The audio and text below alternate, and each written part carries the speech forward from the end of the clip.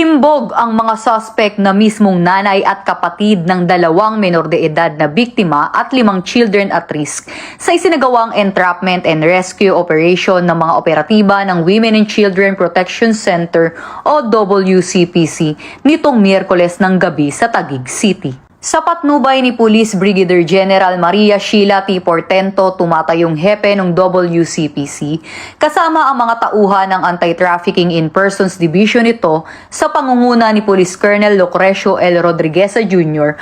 ay nagsagawa ng entrapment and rescue operation na nagresulta sa matagumpay na pagkaaresto ng mga nasabing suspect. Ayon sa operatiba ng WCPC, ay positibo na ang kausap niya mismo ay ang nanay na suspect at habang nakikipagtransaksyon ito ay inalok ang kanyang anak para mag-show kapalit ang pera.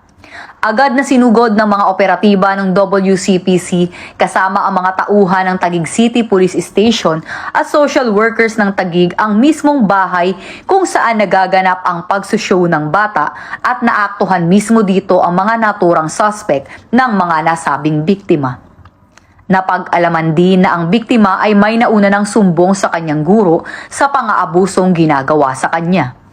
Nahaharap ngayon sa patong-patong na kaso ng online sexual abuse and exploitation of children, anti-trafficking in persons at child abuse ang mga naturang suspect, habang ang mga biktima naman ay nasa pangangalaga na ng CSWDO ng Taguig.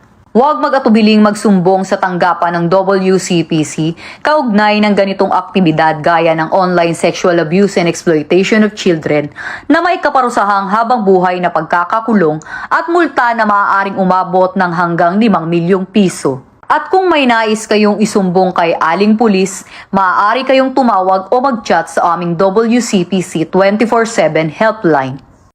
Mula sa PNP Women and Children Protection Center, ako ang inyong PNN Correspondent Patrolwoman Sana Rose Luna, alagad ng batas, tagataguyod ng Balitang Pulis.